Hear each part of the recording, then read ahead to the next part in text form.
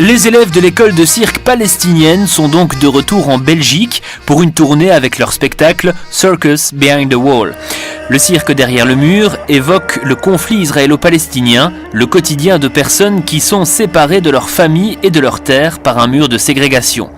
En créant cette école de cirque en 2006, Shadiz Morod a voulu relever un défi, faire sortir les jeunes Palestiniens des conflits et leur donner une identité sociale et culturelle. La situation économique en Palestine est très mauvaise. Tout le monde est donc nerveux et cela engendre beaucoup d'actes de violence. Et le fait de venir avec le cirque pour expliquer l'histoire du conflit israélo-palestinien est, je pense, encore plus efficace que de montrer tout le temps certains documentaires. Deuxièmement, cela permet de voir une autre réalité du peuple palestinien, qui ils sont, ce qu'ils sont capables de faire. Ce spectacle est à la croisée de la jonglerie, du trapèze et de l'acrobatie, des disciplines nouvelles pour ces jeunes Palestiniens qui voient en cette école une véritable lueur d'espoir. C'est notamment le cas pour les sœurs jumelles Majid et Maïs. C'est vraiment challenging parce que chez nous, quelquefois les traditions, notre société c'est un peu conservatif. Donc quand on écoute d'une école de cirque, c'est vraiment étonnant. On essaye de communiquer un message qu'un jour on a toujours l'espoir qu'on va avoir une vie avec paix et sans les murs, sans les occupations, sans les checkpoints, sans toutes ces choses-là. Nous sommes vraiment très contentes pour avoir l'opportunité de faire le spectacle ici. Oui, ça nous fait vraiment fiers d'être capable de sortir de la Palestine pour communiquer un message d'un peuple. C'est pas un message de Maïs, c'est pas de moi, c'est pas de l'école de cirque, mais c'est un message de toute la société, de tout le peuple palestinien.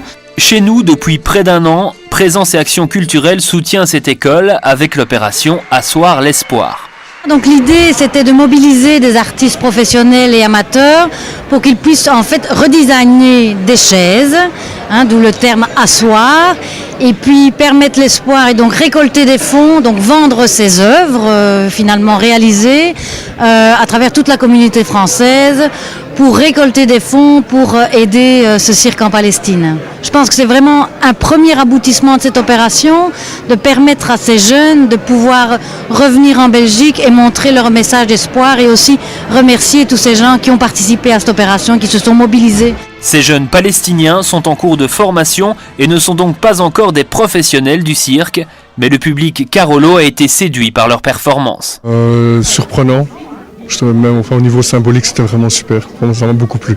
Et c'était vraiment magnifique, c'est très émouvant, très émotionnel et voilà, donc j'espère qu'un jour on arrivera à faire abattre ce mur, tout comme on l'a fait avec d'autres murs il y a quelques années. Le spectacle sera encore joué ce soir à Charleroi, à l'Éden à 20h30, avant d'autres dates à Marche, Bruxelles et Lezan-Hainaut. Quant aux chaises décoratives de l'action Asseoir l'espoir, si les ventes ont déjà bien fonctionné, il est toujours possible d'en acquérir pour soutenir le projet. Beaucoup de chaises se sont vendues puisque sur l'ensemble de l'opération, sur l'ensemble des 5 grandes ventes publiques en communauté française, on aura récolté plus de 25 000 euros. Aujourd'hui, on réexpose à la vente une série de chaises qui ont été créées à Charleroi. Elles sont disponibles à la vente et les invendus seront toujours disponibles sur Internet via le site Asseoir l'espoir et sur eBay.